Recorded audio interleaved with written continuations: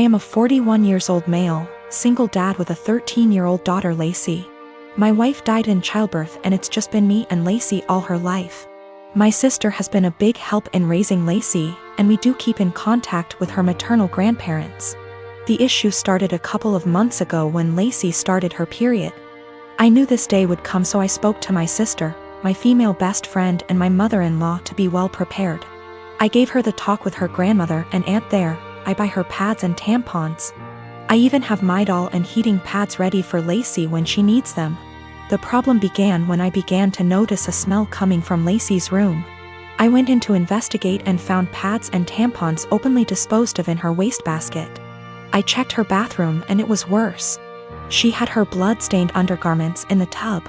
I took out her trash and did my best to get rid of the smell, but I didn't know what to do with the underwear in the tub.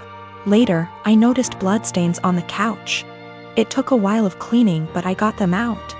I figured that was the end of that. It happened again last month, when I noticed Lacey's room was stinking again. And I saw she didn't even wash the underwear from before. The bathroom was unbearable at this point. Then earlier this week, I saw bloodstains on the couch again. I sat Lacey down and told her that she had to learn to properly dispose of her feminine hygiene products and wash her underwear, as the smell was becoming too much. And to be careful of getting bloodstains on the couch or anywhere she sits. I also noticed her sheets had a lot of bloodstains and brought this up too. I also let her know that it was okay to get blood on things as long as she washed them. And I wouldn't be upset if I saw her bloodstained items being washed. Lacey immediately blew up at me saying that periods aren't gross and that I was period shaming, and that I needed to educate myself on menstruation.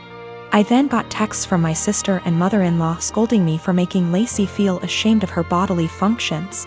But I honestly wasn't trying to convey that periods are gross. I was trying to convey that her hygiene needed to be addressed and that the smell was becoming unbearable. I just wanted to make sure that Lacey knew how to properly dispose of pads and tampons without it smelling, and that I wouldn't be annoyed if she washed her blood-stained items. We have washed the sheets with hydrogen peroxide and purchased some OxyClean for future instances should we need it. I have asked her aunt and grandmother about, and they'll be able to give her more info as different hygiene products she can use. Me and Diomara, she is 12 years old, have had a rough summer. She's been more defiant than usual. I've been dating her mom Mara for 2 years now. 9 months ago, they moved in with me, Maple. Both Dio and Mara have an on-again / off-again relationship with Dio's dad, Dionysus. He's pretty much never paid child support, comes and goes as he pleases into Dio's life. Typical shitty-ass part-time dad.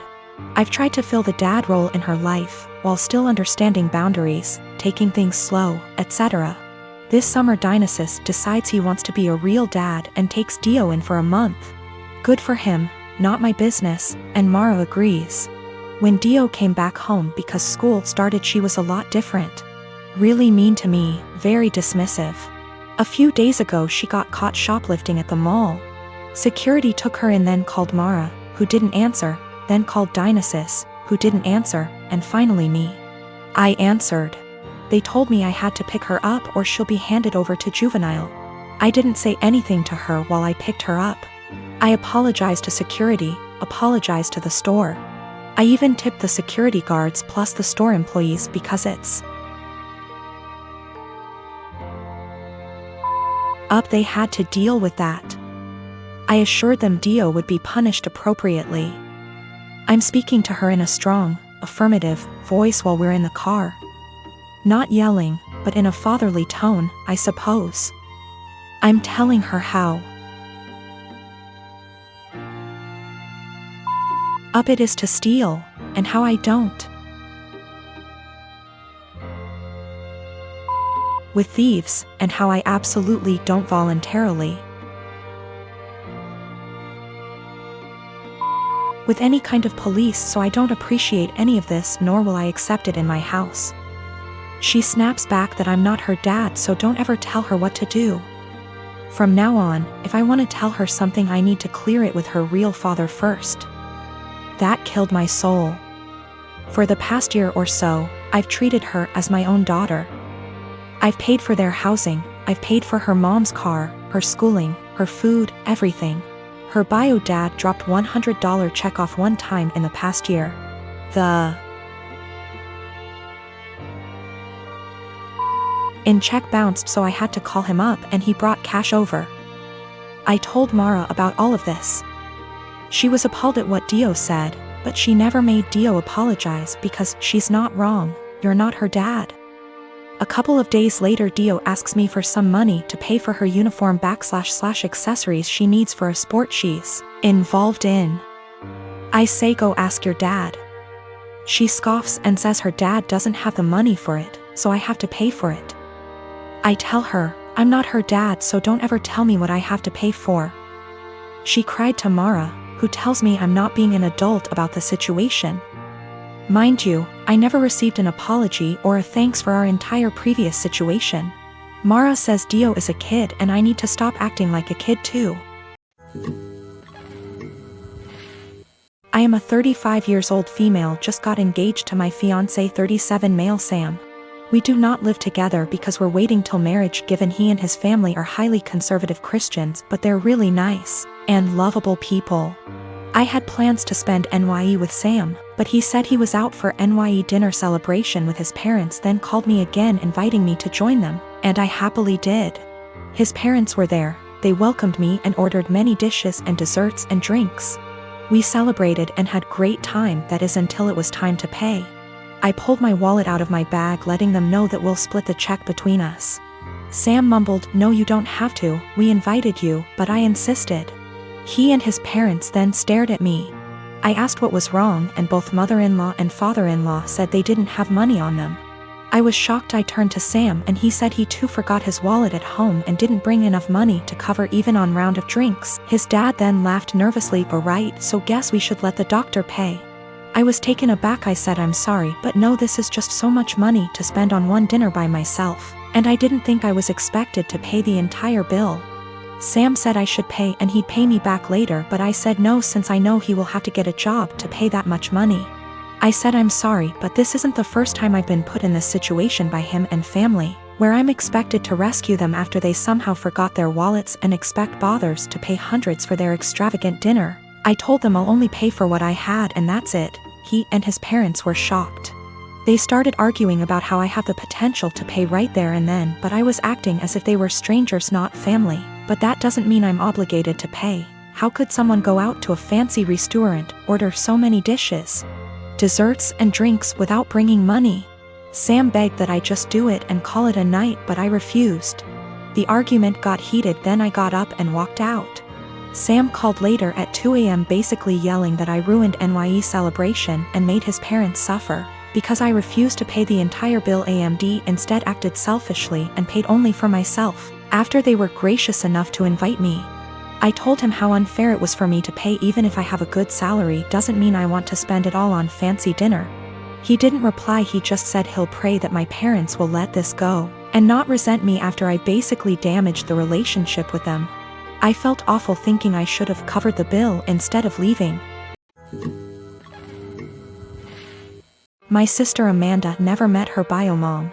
My dad raised her alone until she was barely 1. My dad and my mom got married in 1992. Amanda knew that my mom wasn't her bio mother. She started pressuring my dad for information on her mom when she was around 17. My dad always gave her vague answers and refused to talk about her bio mom, which put a strain on their relationship. Enters our uncle and revealed the family secret. Apparently, Amy's mom wanted an abortion. She was 19. But my dad and his parents were able to bribe her. They offered her money if she followed up with the pregnancy, and she accepted.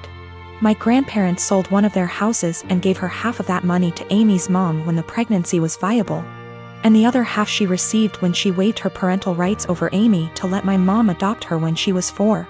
My uncle wasn't supposed to tell her that. My grandparents were furious. Amy stopped her crusade to meet her bio mom, and her relationship with my dad went back to normal. Amy never mentioned her bio mom again. Dad got her into therapy after that. A month ago, Amy found out that she was pregnant. The pregnancy was an accident. She switched birth controls. The problem being, Amy is about to start her surgical residency and her hours are insane. It is basically impossible to raise a baby while working in that rhythm, so she wanted an abortion. The problem is that Mark, her fiancé, 6 years together, wanted her to keep the baby. It caused a big fight. In a move to convince Amy to keep the baby, Mark told Dad about this. Until that point, no one in our family knew about this. Dad talked with her, and they got into an enormous fight. Amy got the abortion 10 days ago. Mark ended up breaking up with her. She is obviously really sad. My dad was acting like a jerk. He was pretending that Amy didn't exist. He didn't want to talk or see her. So on Christmas Day, we were exchanging gifts. When everyone had already finished giving each other gifts, Dad got up and gave Amy her present. He gave her an envelope in front of everyone and told her to open it. It was 3 pictures with something written on the back, a name, an address, and a phone number. Dad told her that he was tired of babying her, that this is a photo of her biomom and her 2 sons. That was her biomom address, and that he contacted her biomom and she is willing to speak with Amy.